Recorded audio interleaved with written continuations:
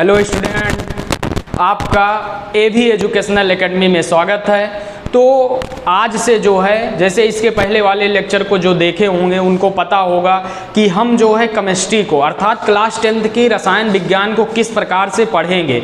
इसके पहले वाले लेक्चर को आप देख कर आइएगा, वहाँ पर हमने आपको बताया है कि क्लास 10th की केमिस्ट्री में रणनीति क्या होगी, अर्थात किस प्रकार से पढ़ाया जाएगा और किस प्रकार से पढ़ना है, और आपके 10th में कितना कोर्स है और किस चैप्टर के अंतर्गत कौन से टॉपिक रखे गए हैं, ये सब की पूरी जो डिटेल जानकारी है हम दे चुके हैं। और अब हमारा जो लेक्चर होता है यहीं से शुरुआत होता है और ये जर्नी जो है ऐसे चलती रहेगी। और आप क्या करिए, इससे जुड़े रहिए और एक एक वीडियो को देखिए और अंत तक देखिएगा, तो आपको लगेगा कि हमने कुछ सीखा है। और इस प्रकार से समझाया जाएगा, छोटी छोटी बातों को लेकर हम बड़े लेवल तक, एडवांस लेवल तक जाएंगे, जिससे आने वाले अगले ही बैच में जब आप 11th में पहुंचेंगे तो उसमें आपको कोई प्रॉब्लम ना हो, और जिससे आप जो है अच्छा मार्क्स भी गेन कर पाएँ और आगे के कंपटीशन में भी अच्छा परफॉर्मेंस कर पाएँ।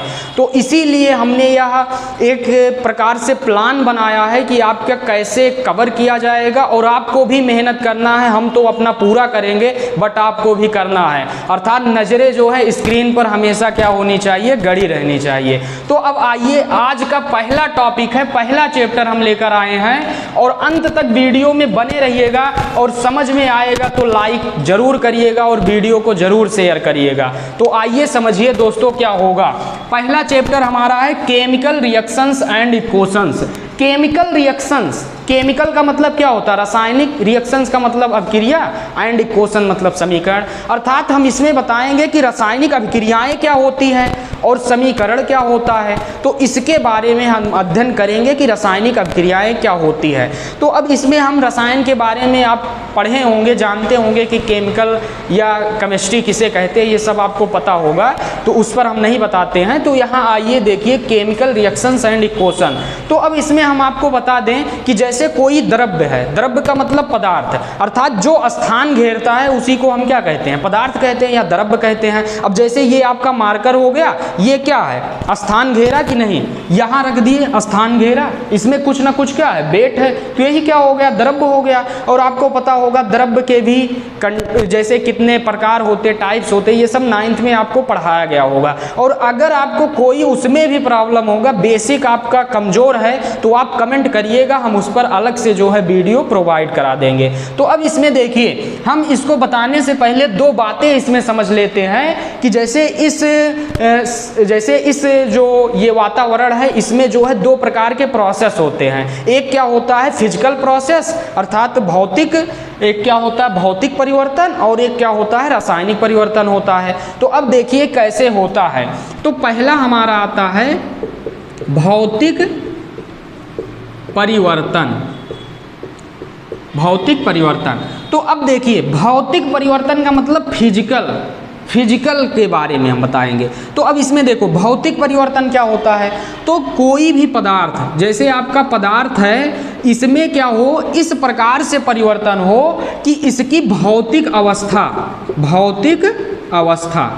इसकी भौतिक अवस्था जैसे आकार हो गया और भौतिक गुणधर्म,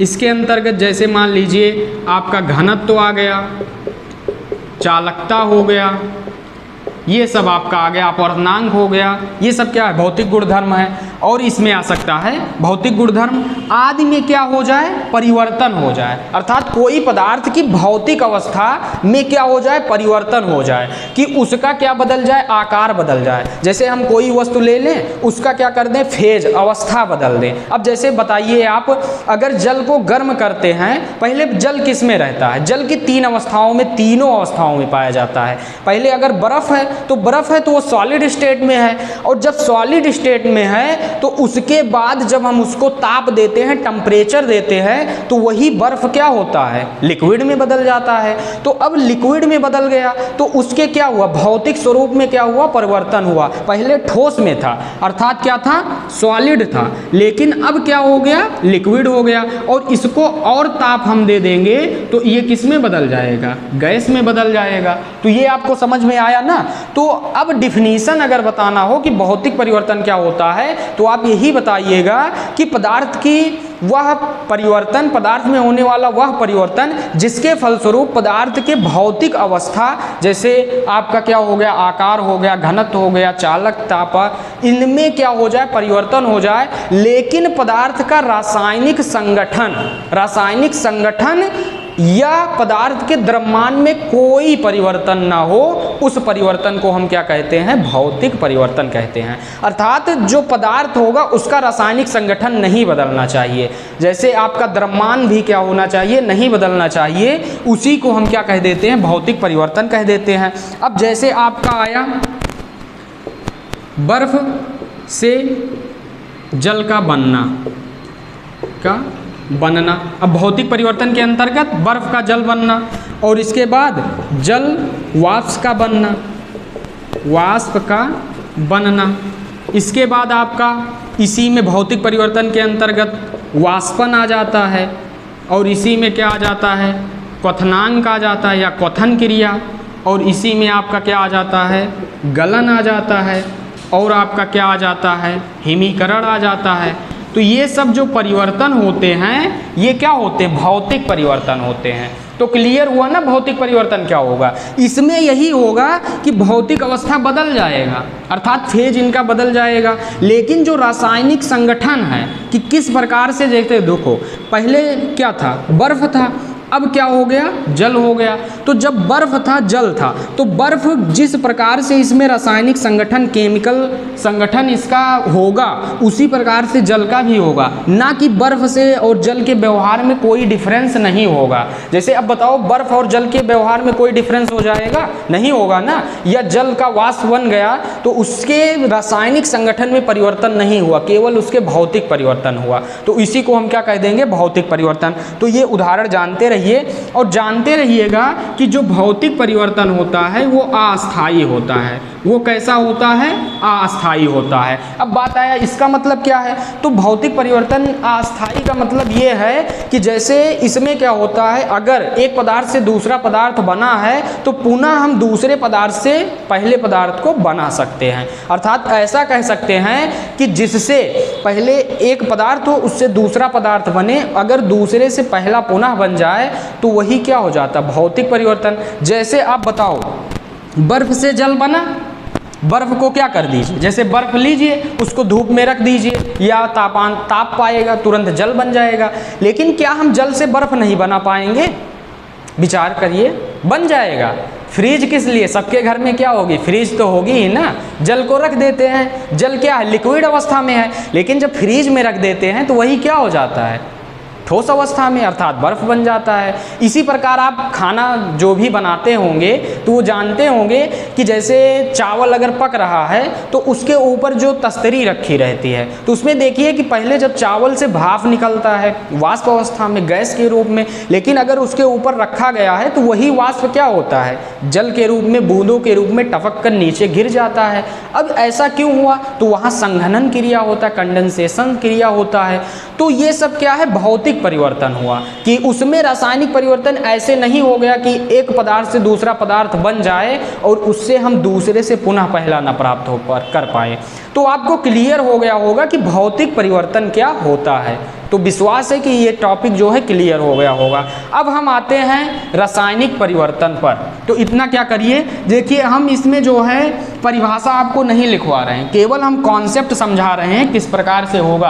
आप जिस बुक को फॉलो करिएगा उससे क्या करिएगा, डिफिनीशन को लिख लीजिएगा, यहाँ क्या करिए, समझिए।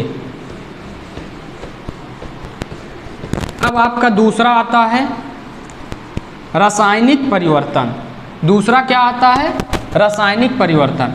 तो अब इसमें देखो, रासायनिक परिवर्तन में क्या होता है, पदार्थ में होने वाला ऐसा परिवर्तन, पदार्थ में होने वाला ऐसा परिवर्तन जिससे पदार्थ के रासायनिक संगठन, रासायनिक संगठन का मतलब किस किस परमाणु या किस किस अणु से मिलकर बना है। रासायनिक संगठन तथा उसके द्रव्यमान में क्या हो जाता है, परिवर्तन हो जाता है। उस परिवर्तन को ही हम क्या कह देते हैं, रासायनिक संगठन या रासायनिक परिवर्तन कह देते हैं। तो क्लियर हो गया होगा कि रासायनिक परिवर्तन क्या होता है, ऐसा परिवर्तन जिसके फलस्वरूप क्या हो जाए, उसके रासायनिक संगठन में और द्रव्यमान में भी क्या हो जाए, परिवर्तन हो जाए। और ऐसे परिवर्तन को हम रासायनिक अभिक्रियाओं द्वारा दिखाते हैं। अब जैसे इसमें क्या होता है कि जब एक पदार्थ आपका होगा तो उसमें जब रिएक्शन होता है, अभिक्रियाएं होती हैं, तो उससे क्या होता है, नया पदार्थ बन जाता है। और जब नया पदार्थ बनता है ना, तो वो उसका गुणधर्म पहले गुणधर्म से क्या हो जाता है, अलग हो जाता है। अर्थात हम कह सकते हैं कि ऐसा परिवर्तन जिसके फलस्वरूप पदार्थ के रासायनिक गुणधर्म में और द्रव्यमान में भी परिवर्तन हो जाए, उसे ही हम क्या कहते हैं, रासायनिक परिवर्तन कहते हैं। अब इसमें समझिए कि जो मेन पॉइंट है कि वो क्या होता है। तो जानते रहिएगा कि जो रासायनिक परिवर्तन होता है, रासायनिक परिवर्तन आपका क्या होता है, अस्थायी परिवर्तन होता है। क्या होता है, अस्थायी परिवर्तन होता है। तो ये क्या हो गया।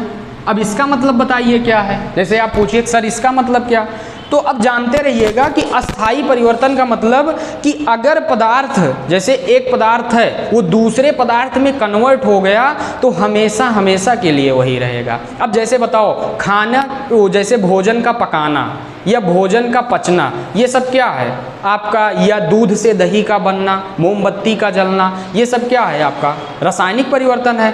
तो अगर भोजन को आप पका देंगे, जैसे आप चावल, अब थोड़ा समझिए, जैसे आप चावल को पका रहे हैं, तो जब चावल को पका देंगे तो चावल के बाद, जैसे चावल को जब पकाएंगे तो क्या बनेगा, भात बन जाएगा, अगर वैसे कहेंगे, या राइस कहेंगे। तो जब वो बनकर तैयार हो जाएगा तो उसमें देखिए पहले चावल का क्या था, दाना था ऐसे, जब पानी में डालकर उसके बाद पका देंगे तो ये क्या बन गया, मान लीजिए चावल बनकर तैयार हुआ। तो अब ये चावल हमेशा के लिए यही बनकर तैयार रहेगा, ना कि अब पुनः इसको बना पाएंगे। तो इसमें क्या हो गया, एक रूप से अस्थायी रूप से परिवर्तन हो गया। अर्थात ये घटना कैसी होती है, अस्थायी परिवर्तन होती है। दूध से अगर दही बन गया है तो आप कुछ भी कर लीजिए, दही से दूध नहीं बना सकते हैं। कि बना लेंगे, जो बना लेंगे वो कमेंट में बताइएगा। हम भी दूध से, जैसे दही आपको दे देंगे, आप दही दूध बनाकर हमको दे दीजिएगा। तो कमेंट में बताइएगा जो दूध से दही और दही से दूध बना लेंगे। तो अब इसमें समझिए कि रासायनिक परिवर्तन क्या होता है, अस्थायी परिवर्तन होता है। और दूसरा इसमें पॉइंट है कि जो रासायनिक परिवर्तन में, जैसे रासायनिक पदार्थ जो अभिकारक है, जैसे इसमें बताएंगे अभी अभिकारक और उत्पाद क्या होता है। तो अभिकारक और उत्पाद दो होते हैं। तो अब जानते रहिएगा, हम बता देते हैं कि अभी रासायनिक अभिक्रिया बताया जाएगा तो और क्लियर हो जाएगा। जैसे रिएक्शन कोई होता है तो इसमें इधर का पदार्थ क्या होता है, अभिकारक जो क्रिया करता है, और तीर के इस तरफ क्या होता है, उत्पाद होता है। तो इसमें कहा जाता है कि जब पदार्थों के बीच रासायनिक क्रियाएं होती हैं तो उसके फलस्वरूप जो उत्पाद बनता है उनका गुणधर्म एकदम क्या होता है, अलग होता है। अर्थात अभिकारक का गुणधर्म अर्थात गुण प्रॉपर्टी क्या होगी, अलग होगी, और उत्पाद की गुण भी क्या होगी, अलग होगी। तो इसमें हम दूसरा पॉइंट कह सकते हैं कि रासायनिक परिवर्तन में पदार्थ अर्थात जो अभिकारक है उसके गुण जो है बनने वाले पदार्थ से क्या होते हैं, एकदम क्या होते हैं, अलग होते हैं। समझ में आ गया ना। और तीसरा पॉइंट इसमें लिख सकते हैं कि रासायनिक परिवर्तन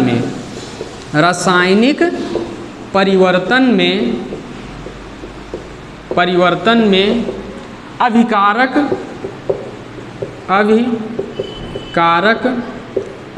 पदार्थ के बीच का रासायनिक बंध टूटता है तथा उत्पाद के पदार्थों का अर्थात जो बनने वाले पदार्थ हैं, पदार्थों के बीच नया रासायनिक बंध बनता है। बंध बनता है। अब इसमें देखिए, इसमें क्या है कि जो आपका अभिकारक होगा, जैसे जो अभिकारक है अर्थात जो पदार्थ के बीच रासायनिक अभिक्रिया हो रही, रासायनिक क्रिया हो रही है, तो उसमें क्या होगा, उसका बॉन्ड विरक होगा। बॉन्ड का मतलब इलेक्ट्रॉन आपस में जो बंधे रहते हैं, बंध ऊर्जा उनके बीच, तो उसमें क्या होगा, ये क्या होगा, टूटेगा और उत्पाद जैसे जैसे ये टूटेगा वैसे वैसे नया पदार्थ का जो बंध होगा वो क्या होगा, बनता जाएगा। तो ये जानते रहिएगा। और इसमें ये कहा जाता है कि जैसे यहाँ पर क्या है, अभिकारक अस्थाई का मैटर है, अभिकारक हो गया, इसको जब उत्पाद बन जाएगा तो पुनः हम उत्पाद से जो है अभिकारक प्राप्त नहीं कर सकते हैं। तो इतना जो है इसमें पॉइंट जानते रहिएगा। अब पूछा जाता है कि इसके अंतर्गत जो एग्जाम्पल होगा वो क्या होगा, जैसे इसके अंतर्गत एग्जाम्पल में क्या होगा, और जानते रहिएगा इसमें क्या होता है आपका, जैसे गैस निकलता है, इसी में क्या होता है, जैसे रासायनिक परिवर्तन के फलस्वरूप ही क्या निकलता है, गैस निकलता है, और आपका अवक्षेप बनता है, अवक्षेप बनता है, और इसके बाद इसी में क्या होता है, जैसे गैस निकलता है, अवक्षेप बनता है, और इसी में क्या होता है, रासायनिक परिवर्तन होता है। अब जैसे कोई अभिक्रिया अगर हो रही है, तो अभिक्रिया जब हो रही है तो उसमें क्या होता है, जैसे मान लीजिए दो पदार्थ आपस में क्रिया किए, रासायनिक अभिक्रिया, तो उसके फलस्वरूप क्या होता है, मेन प्रोडक्ट उत्पाद तो आपका बनेगा, उसके अलावा क्या होता है, अगर गैसियस प्रोडक्ट भी निकलता है। और जानते रहिएगा, अभी बताया जाएगा, अभिक्रिया में गैसियस प्रोडक्ट को दिखाने के लिए हम ऐसे क्या करते हैं, ऊपर तीर लगाते हैं, और अवक्षेप को दिखाने के लिए हम क्या करते हैं, नीचे तीर लगाते हैं। इतना जानते रहिएगा। अब बात आई कि इसमें एग्जाम्पल क्या होगा, तो एग्जाम्पल के अंतर्गत जानते रहिएगा, किसी भी पदार्थ का जलना अर्थात कंपोजिशन, किसी भी पदार्थ का जलना, जैसे आपका मैग्नीशियम हो गया, या लकड़ी का जलना, या आप एलपीजी गैस का जलना, सीएनजी गैस का जलना, तो ये जितने भी अगर वो क्या हो रहे हैं, जल रहे हैं, तो इसका मतलब क्या है, रासायनिक परिवर्तन है। एलपीजी का फुल फॉर्म पता है, liquid petroleum gas, compressed natural gas, संपीड़ित प्राकृतिक गैस, और ये क्या है, द्रवित पेट्रोलियम गैस, इसका प्रयोग किया जाता है। और हम बता दें कि एलपीजी का प्रयोग रसोई घर में करते हैं, और पूछा जाता है कि जैसे एलपीजी में जो गंध, जैसे एलपीजी में अगर रिसाव हो जाए तो उसका पता कैसे किया जाता है, तो जानते रहिएगा, मिथाइल आइसोसाइनेट वहाँ होता है, उसी के आधार पर क्या किया जाता है, पता लगाया जाता है। तो अब इसमें समझो कि ये हो गया, और उसके बाद हम क्या कह सकते हैं, दूध का खट्टा होना, दूध का खट्टा होना, और इसके बाद हम क्या कह सकते हैं, दूध से दही का बनना, दूध से दही का बनना। बताओ किस जीवाणु द्वारा ऐसा होता है इस प्रोसेस में, तो जानते रहिएगा, लैक्टोबैसिलस। कौन सा जीवाणु होता है, लैक्टोबैसिलस, इसी जीवाणु द्वारा क्या होता है, दूध से दही बनता है। अब इसके बाद आपका क्या आ जाता है, जैसे ये हो गया दूध का खट्टा होना, और क्या हो गया, दूध से दही का बनना, और हम कह सकते हैं मोमबत्ती का जलना। तो ये सब क्या होता है, रोटी का पकाना, ये सब चावल का पकाना, या भोजन बनाना, या भोजन का पचना, सांस लेना, ये सब कौन सी क्रिया है, रासायनिक क्रियाएं हैं। तो आपको क्लियर हो गया होगा कि रासायनिक परिवर्तन और भौतिक परिवर्तन क्या होता है। तो इसको क्या करिए, नोट कर लीजिए।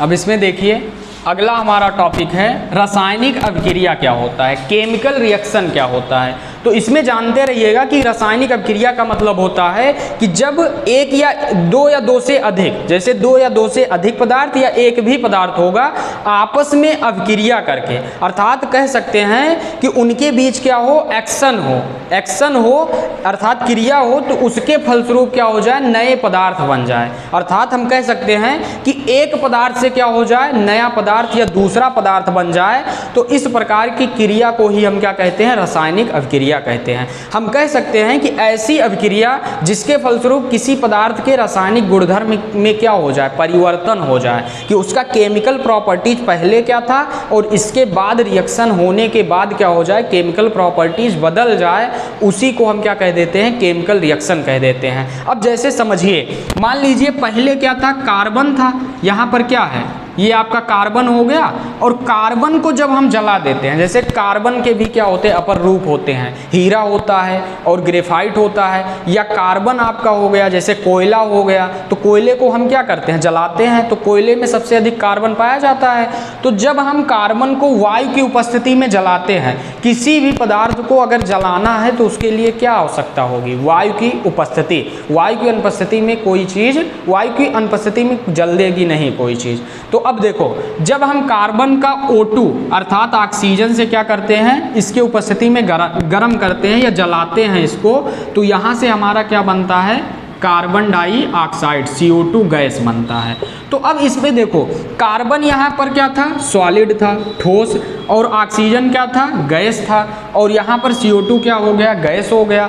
तो अब इसमें कार्बन की जो प्रॉपर्टीज है, प्रॉपर्टीज का मतलब गुण, व्यवहार, इसका किसी के साथ रिएक्ट करने का, या कोई भी प्रॉपर्टी, जैसे सबका क्या होता है, अपना अपना गुण होता है ना, चाहे जो हो उसके पास, सबके पास क्या होती है, अपनी अपनी प्रॉपर्टी होती है। तो उसी प्रकार से यहाँ पर क्या है, कार्बन सॉलिड है, O2 गैस है, CO2 गैस है।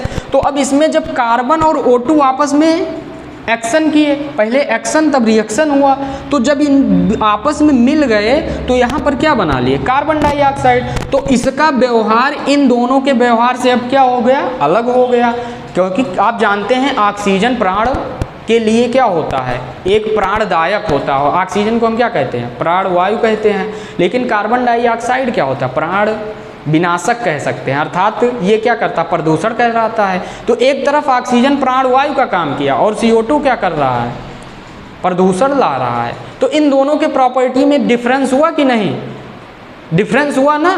तो कार्बन आपस में दो पदार्थ क्या किए, मिले, एक प्रकार से रासायनिक संयोग के नियम से या रासायनिक संगठन उसमें हुआ, तो उनके व्यवहार में क्या हो गया, परिवर्तन हो गया, और इसी को हम क्या कह देते हैं, रासायनिक अभिक्रिया कह देते हैं। और रासायनिक अभिक्रिया में कुछ बातें याद रखना है कि तीर, जैसे रासायनिक अभिक्रिया को डिनोट जब करते हैं तो यहाँ तीर जो दिखाता है, इसका मतलब तीर के इस तरफ, तीर के इस तरफ को हम क्या कहते हैं, उत्पाद, प्रोडक्ट, इधर का क्या होगा, प्रोडक्ट, और ये क्या होता है, अभिकारक होता है। तो इसको जानते रहिएगा, तीर के पहले क्या होगा, अभिकारक। अभिकारक का मतलब जो पदार्थ आपस में रिएक्ट कर रहे हैं, अभिक्रिया कर रहे हैं, वही अभिकारक, और जो बनकर तैयार हुआ वो क्या हो गया, उत्पाद हो गया। तो अब इसमें देखो, अभिकारक उत्पाद समझ में आ गया, और ये तीर एरो हो गया। अब इसमें हम कुछ बातें बता देते हैं कि अगर कोई पदार्थ की अवस्था जो है सॉलिड है, जैसे ठोस है, तो उसको दिखाने के लिए आप क्या करेंगे, S लिख देंगे ऐसे ब्रैकेट में, और अगर आपका क्या है, लिक्विड है, तो यहाँ क्या लिख देंगे, L लिख देंगे, और अगर आपका क्या है, गैस है, तो यहाँ क्या लिख देंगे, G लिख देंगे। तो इन तीनों बातों को याद रखिएगा। जैसे यहाँ पर कार्बन सॉलिड था तो हम S लिख दिए, इसका G लिख दिए। तो इससे आगे हम बताएंगे कि रासायनिक संतुलित रासायनिक समीकरण क्या होता है, उसमें ये सब क्या होता है, यूज होता है। अब इसी में हम आपको बता दें कि अगर किसी, जैसे यहाँ CO2 निकला, गैस, तो अभी हम बताए भी थे कि अगर गैस निकल रहा है तो उसको तीर द्वारा ऐसे ऊपर की ओर डिनोट कर देंगे। गैस हमेशा बताओ कहाँ जाता है, ऊपर की ओर जाता है ना, गैस हल्का होता है तो ऊपर जाएगा, तो तीर क्या दिखा रहा है कि ऊपर जा रहा है। और लेकिन अगर अवक्षेप अगर बना है उत्पाद के रूप में, तो उसका मतलब नीचे ऐसे तीर दिखा देंगे। और अवक्षेप का मतलब क्या होता है, जैसे आपका जल ले लीजिए, उसमें कंकड़ पत्थर बालू डाल दीजिए, तो उससे क्या होगा, बालू के जो कण होते हैं जल के निचले सतह पर क्या होते, बैठ जाते हैं, जम जाते हैं, उसी को हम क्या कहते हैं, अवक्षेप कहते हैं। और आगे हम पढ़ेंगे कि विभिन्न प्रकार की रासायनिक अभिक्रियाओं के बारे में भी पढ़ेंगे। तो इसीलिए क्या होता है, अवक्षेप को हम क्या करते हैं, वो नीचे आ जाता है, तो इसीलिए हम क्या कर देते हैं, तीर को नीचे द्वारा दिखा देते हैं। तो आप क्या करिए, यहाँ तक जो है समझ में आ गया होगा, और इसको क्या करिए, कवर करिए, और अगर समझ में आ रहा है तो वीडियो को शेयर करिएगा और पढ़ाई करते रहिए। All the very best.